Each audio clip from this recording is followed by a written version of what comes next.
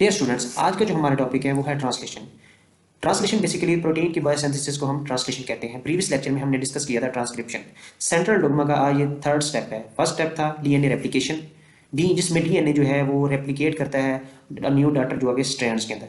Second step था transcription. Transcription में जो है डीएनए से आगे आरएनए की सिंथेसिस होती है। अब आगे ट्रांसलेशन ये है कि इसमें आरएनए से आगे प्रोटीन की सिंथेसिस होती है।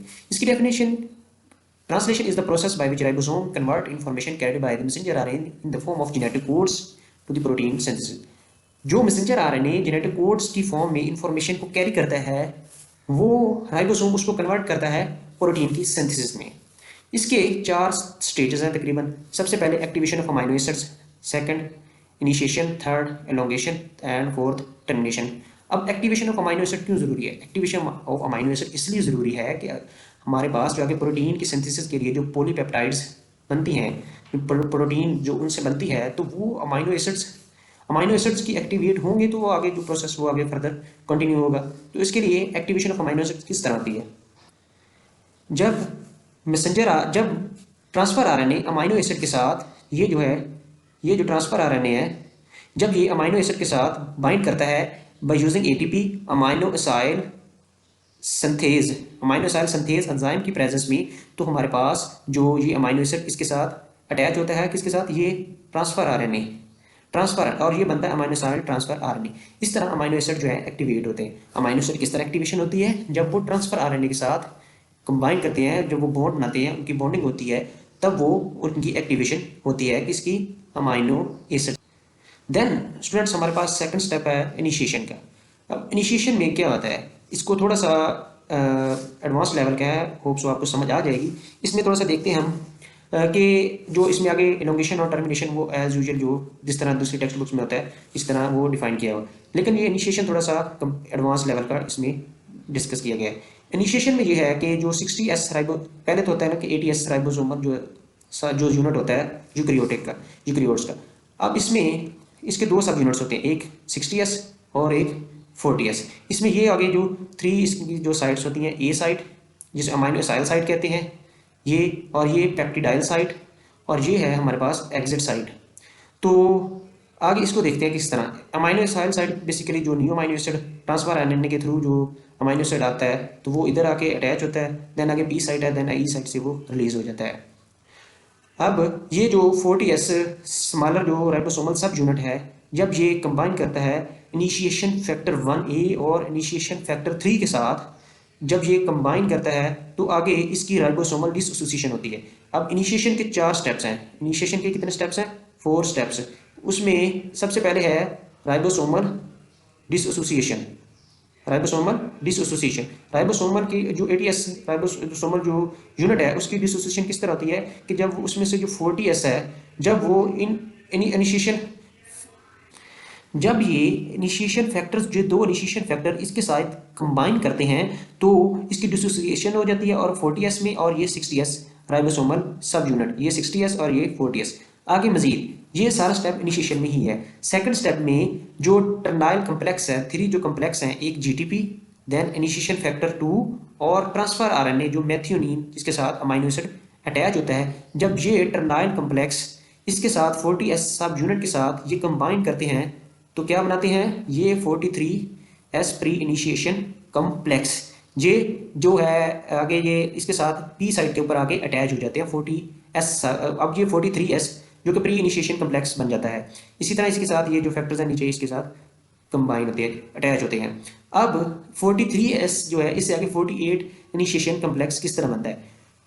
जब ये मैसेंजर आरएनए कंबाइन करता है, अटैच होता है ये 5 प्राइम साइड से जो इसकी कैप होती है, कैप बाइंडिंग प्रोटीन के थ्रू, ये कैप बाइंडिंग प्रोटीन CBP और ATP को यूज करते हुए ये कंबाइन करता है किसके साथ? 40S जो 40S राइबोसोमल सब यूनिट है, 43S राइबोसोमल सब यूनिट, तो ये बनाता है 48S इनिशिएशन कम्प्लेक्स।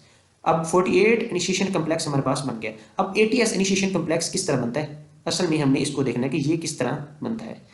अब जब 48 इनिशिएशन कम्प्लेक्स के साथ ये 60S इनिशिएशन कम्प्लेक्स अटैच होगा, इनिशिएशन कम्प्लेक्स जो अटैच होगा, जब ये 60s इनिशिएशन, ये 60s राइबोसोमल सब यूनिट 48 इनिशिएशन कम्प्लेक्स के साथ अटैच होगा, ये दोनों कंबाइन करेंगे, ये जो इनिशिएशन फैक्टर 5 इसकी प्रेजेंस में, तो ये जो जीटीपी है, ये जीटीपी ये हाइड्रोलाइज हो जाता है और साथ में ये जो इनिशिएशन फैक्टर्स हैं ये सारे जो है रिलीज हो जाते हैं और जीटीपी जो है हाइड्रोलाइज हो जाता है जीटीपी में। अब जो ये हमारे पास इस तरह करके ये एटीएस इनिशिएशन कम्प्लेक्स बन गया जो कि पी साइट। अब ये जो पी साइट है पे जो हमारे पास ट्रांसफर आरएनए है, ये इसकी एंटी कोडॉन है और ये कोडॉन जो कोडॉन, अब ये इसको रिकॉग्नाइज करके इसके साथ अटैच होता है, तो इस तरह ये इनिशिएशन का कम्प्लेक्स इनिशिएशन स्टार्ट हो जाती है और ये प्रोसेस जो है वो कंटिन्यू रहता है, तब तक कंटिन्यू रहता है जब तक कोई इधर जो है हमारे पास स्टॉप सिग्नल्स नहीं आ जाते, स्टॉप कोडॉन नहीं आता। बेसिकली इनिशिएशन में इन सबको बताने का मकसद ये है कि एक तो एटीएस जो पार्टिकल है यूकेरियोटिक का वो किस तरह बनता है और आगे इनिशिएशन किस तरह स्टार्ट होती है, कि किस तरह वो जो है ट्रांसफर आरएनए वो इसके साथ आके किस तरह मैसेंजर आरएनए के साथ किस तरह बाइंड करता है और जो है वो उसकी एंटी कोडॉन जो ट्रांसफर आरएनए के एंटी कोडॉन आगे वो कोडॉन के साथ किस तरह अटैच होकर वो इनिशिएशन का जो प्रोसेस है उसको स्टार्ट करता है। देन सेकेंड स्टेप हमारे पास है इलोंगेशन। इलोंगेशन में सिंपली ये है कि इलोंगेशन में भी हमारे पास 4 स्टेप्स हैं। इसमें सबसे पहला जो है वो है binding of aminoacyl transfer RNA to the A site. Initiation में तो पी साइट के ऊपर जो ट्रांसफर आरएनए अटैच हो गया था, अब जो ए साइट हमारे पास एम्प्टी है, जो न्यू जो ट्रांसफर आरएनए अटैच होगा वो हमेशा जो इनकमिंग जो है वो हमेशा ए साइट के ऊपर अटैच होगा। अब ये किस तरह अटैच होता है ए साइट के ऊपर, जीटीपी की प्रेजेंस में जो इलोंगेशन फैक्टर 1 और साथ इसका ये जो है अमाइनो एसिड जो आगे जो ट्रांसफर आरएनए है, जो नेक्स्ट ट्रांसफर आरएनए है, ठीक है, उसके साथ ऑब्वियसली अमाइनो एसिड अटैच होता है, तो जीटीपी साथ जो है ये जो कम्प्लेक्स है इसकी प्रेजेंस में जब ये कम्प्लेक्स बनता है तो ये अलाउ करता है ट्रांसफर आरएनए को एंटर ए साइट के ऊपर ये जो कम्प्लेक्स है ये अलाउ करता है कि एंटर हो अमाइनो एसिड जो ट्रांसफर आरएनए ए साइट के ऊपर। अब जो बाकी जो इलोंगेशन फैक्टर है और जो फास्फेट है वो इसके साथ आगे जो है ये रिलीज हो जाते हैं। देन अब ये दूसरा स्टेप इसका है formation of peptide bond between amino acids. अब इनके दरमियान जो बॉन्ड बनता है, सेकंड स्टेप में जो बॉन्ड बनता है किसके दरमियान, जो अमाइनो एसिड्स के दरमियान। अब ये जो इधर से ये ट्रांसफर करता है अपना अमाइनो एसिड की जो मेथियोनिन है, वो जो इनकमिंग अमाइनो एसिड के साथ ये अटैच होकर ये जो 2 अमाइनो एसिड्स हैं ये आगे आपस में अटैच होकर बॉन्ड बनाते हैं, आगे ये डाइपेप्टाइड ट्रांसफर आरएनए बन जाता है और ये पेप्टाइड ट्रांसफरेज एंजाइम की प्रेजेंस में ये स्टेप होता है। अब जो बाकी जो है ट्रांसफर आरएनए वो एम्प्टी रह जाता है, उसके साथ ऑब्वियसली अमाइनो एसिड नहीं होता। अब इसमें जो एंटी कोडॉन है वो आगे मैसेंजर आरएनए के साथ अटैच रहता है, जबकि इसका जो आगे जो एम्प्टी जो है ट्रांसफर आरएनए इसके जो आगे हेड है वो उसमें कितने रहता है 80 जो 60s राइबोसोमल जो सब यूनिट है उसमें ये इसका हेड होता है। तो थर्ड स्टेप में जो ट्रांसलोकेशन होती है, ट्रांसलोकेशन में ये होता है कि जो सेकंड स्टेप ट्रांसलोकेशन में ये होता है कि जो हमारे पास ये जो मैसेंजर आरएनए है ये मूव करता है किसके टुवर्ड्स 3 एंड ये 3 एंड की तरफ ये मूव करता है और ये एनर्जी कहाँ से ये गेन करता है, जीटीपी की जो हाइड्रोलिसिस होती है और ये साथ ये जो एलोंगेशन फैक्टर 2 है, एलोंगेशन फैक्टर जो 2 है इसको डिस्प्लेस करता है किसको, जो पी साइड से आगे ये जो एलोंगेशन फैक्टर 2 है ये डिस्प्लेस करता है पेप्टिडाइल ट्रांसफर आरएनए ए साइड से पी साइड पर इसको डिस्प्लेस करता है। और इसी तरह जो एम्प्टी ट्रांसफर आरएनए है वो जिसने जो इनिशिएशन में जो इसमें था जहाँ से इनिशिएशन हमारी स्टार्ट हुई थी तो वो ई साइड से आगे रिलीज होता है आगे। देन आगे ए साइड जो है फिर हमारा जो एम्प्टी रह जाती है, ये ए साइड जो है एम्प्टी रह जाती है।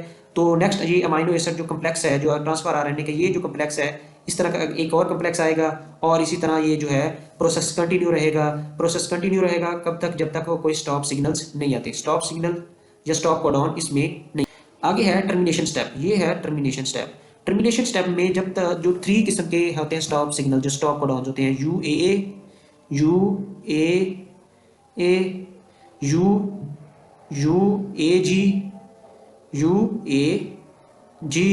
और UGA, ये 3 जो है स्टॉप कोडॉन्स होती हैं। जब ये मैसेंजर आरएनए में जब ये इनकी जो आते हैं कोडिंग जो सीक्वेंस आती है तो तो उस वक्त थर्ड आगे जो टर्मिनेशन में जब जो स्टॉप सिग्नल्स हैं, स्टॉप कोडॉन्स हैं जो मैसेंजर आरएनए के ऊपर होते हैं, इधर इसके ऊपर प्रेजेंट होते हैं, यूए, यूजीए या यूएजी, इनमें से कोई भी जो अपीयर होता है ए साइट के ऊपर, जो रिलीजिंग फैक्टर्स हैं वो इसको रिकग्नाइज कर लेते हैं, तो वो टर्मिनेशन जो है वो उसकी जो एलोंगेशन का प्रोसेस खत्म हो, टर्मिनेशन हो जाती है। आगे जो मजीद अमाइनो जो पॉलीपेप्टाइड, जो पेप्टाइड्स वगैरह नहीं बनते। अब इससे फिर ये जो होता है जीटीपी और जो अमाइनो एसिड जो पेप्टिडाइल ट्रांसफरेज एंजाइम है, जीटीपी और पेप्टिडाइल जो releasing factors along with GTP plus peptidyl transferase जो एंजाइम है, उसकी प्रेजेंस में ये जो इनके दरमियान जो बॉन्ड है उसको हाइड्रोलाइज किया जाता है। ट्रांसफर आरएनए जो है वो सेपरेट हो जाता है। ये जो हमारे पास पेप्टाइड पॉलीपेप्टाइड्स बनती हैं ये सेपरेट हो जाती हैं। इसी तरह जो मैसेंजर आरएनए है वो रिलीज हो जाता है उससे। और ये होल जो प्रोसेस है ये किसके अंदर टेक प्लेस करता है? साइटोसोल के अंदर। इसी तरह ये टर्मिनेशन हो जाती है। आगे ये जो हमारे पास पॉलीपेप्टाइड, ये जो पॉलीपेप्टाइड है, ये पॉलीपेप्टाइड आगे इसकी मजीद मॉडिफिकेशंस होती हैं। वो जो प्रोटीन है वो है शेपरॉन। जो शेपरॉन प्रोटीन है वो इसकी मॉडिफिकेशन में यूज़ होती है, वो आगे इसके जो ताकि इसको एक्टिव जो है वो प्रोटीन बनाया जा सके। तो ये ओवरऑल प्रोसेस था किसका? ट्रांसलेशन का। ट्रांसलेशन प्रोटीन की बायोसिंथेसिस होती है। प्रोटीन की बायोसिंथेसिस किस तरह? इसमें आगे 4 स्टेप्स हैं। इसमें activation of amino acid, simple सा ये टॉपिक है, कोई इतना कम्प्लेक्स नहीं है। सबसे पहले हमने अमाइनो एसिड की एक्टिवेशन करनी है। जब अमाइनो एसिड ट्रांसफर आरएनए के साथ कंबाइन करता है तो ऑब्वियसली उसकी एक्टिवेशन हो जाती है। फिर इनिशिएशन देखा था। इनिशिएशन में हमने देखा कि वो किस तरह वो ओवरऑल प्रोसेस था, 43S 48S, आगे वो 80S जो है, मतलब ये कि इनिशिएशन में जो है जो स्टार्ट होती है उसमें जो ट्रांसफर आरएनए है बाय इट्स एंटीकोडॉन अटैच करता है जो कोडिंग सीक्वेंस के ऊपर, तो इनिशिएशन स्टार्ट हो जाती है। एलोंगेशन में देखा था कि वो ए साइड, पी साइड, जो आगे ई साइड, जो इनकमिंग अमाइनो एसिड्स हैं वो ए साइड के ऊपर, फिर वो इनके दरमियान बॉन्ड बनता है। बॉन्ड से आगे मजीद जो है वो जो ए साइड से आगे ट्रांसलोकेशन होती है। ट्रांसलोकेशन से आगे फिर जो टर्मिनेशन में है, जब वो अपेयर होते हैं जो स्टॉप सिग्नल्स हैं ए साइड के ऊपर, तो वो टर्मिनेशन होती है। टर्मिनेशन में फिर वो आगे जो इनके दरमियान जो बॉन्ड बना आता है ट्रांसफर आरएनए और ये जो अमाइनो एसिड्स हैं यहाँ पे जो अटैच होते रहते हैं, तो वो इनके दरमियान इसको रिलीज़ किया जाता है। ये प्रोटीन जो पॉलीपेप्टाइड है ये रिलीज़ हो जाती हैं। इसी तरह ये जो है मैसेंजर आरएनए ये भी रिलीज़ हो जाता है। अब ये जो है जो एटीएस के जो जो राइबोसोमल जो सब यूनिट्स हैं ये भी आगे रिलीज हो जाते हैं सेपरेट 40S और 60S में। अब ये एक टर्म है कि मोनोसिस्टोनिक और पॉलीसिस्टोनिक। अब जो यूकैरियोटिक मैसेंजर आरएनए है वो मोनोसिस्टोनिक होता है कि उसमें जो मैसेंजर आरएनए के ऊपर सिर्फ ओनली 1 पॉलीपेप्टाइड चेन बनती है, सिंपल।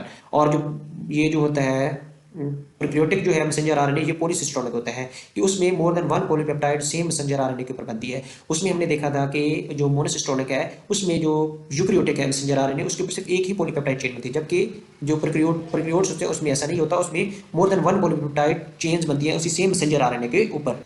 अब बेसिक सा डिफरेंस है प्रोकैरियोटिक जो और यूकैरियोटिक प्रोटीन सिंथेसिस में, जो इसमें डिफरेंस है। इसमें जो राइबोसोम है वो लार्ज होता है 80S का होता है और इसके आगे मजीद सब यूनिट्स होते हैं 60S और 40S। इसमें स्मॉलर होता है 70S और आगे इसमें 50 और 30 इसके स्मॉलर सब यूनिट्स होते हैं। इसमें जो इनिशिएटर है वो मैथियोनिन ट्रांसफर आरएनए, इसमें जो है F मैथियोनिन है। इसमें स्टार्ट सिग्नल जो है वो AUG जैसे कि हमने उसमें देखा था, तो ट्रांसफर आरएनए के थे UAC, तो वो एंटीकोडॉन के आगे फिर ये मैसेंजर आरएनए के कोडॉन के साथ अटैच होता है। और बाद में इसके अंदर जो है इसमें आगे इसके जो initiating AUG of messenger preceded by purine rich आगे इसमें सीक्वेंस होती है। देन जो इनिशिएशन फैक्टर है इसमें हमने देखा है कि इनिशिएशन फैक्टर्स, इसमें इनिशिएशन फैक्टर्स ज़्यादा सारे होती हैं। वो कहते हैं तकरीबन 9 जो है वो नोन है, सेवरल अदर जो है जो टाइप्स है उसकी भी। और इसमें ओनली 3 इनिशिएशन फैक्टर होते हैं, इनिशिएशन फैक्टर 1, 2 एंड 3। इसमें जो है टर्मिनेशन जो है रिलीजिंग फैक्टर ओनली 1 है यूकैरियोटिक के अंदर, यूकैरियोटिक रिलीजिंग फैक्टर, इसके अंदर 3 रिलीजिंग फैक्टर्स होते हैं 1, 2 और 3। इसी तरह ये मैसेंजर आरएनए इसका मोनोसिस्टोनिक हमने देखा अभी। मोनोसिस्टोनिक ये होता है कि इसमें जो पॉलीपेप्टाइड चेन है सेम मैसेंजर आरएनए के ऊपर ओनली 1 बनती है, जबकि इसके ऊपर पॉलीसिस्टोनिक है जो प्रोकैरियोटिक मैसेंजर आरएनए है वो सेम मैसेंजर आरएनए होते हैं, उसके ऊपर डिफरेंट किस्म की मोर देन 1 पॉलीपेप्टाइड चेन्स बनती हैं। तो ये था आज का टॉपिक ट्रांसलेशन। होप सो आपको समझ लग गई होगी। अगर आपको क्वेश्चन है तो आप कमेंट सेक्शन में पूछ सकते हैं। शुक्रिया।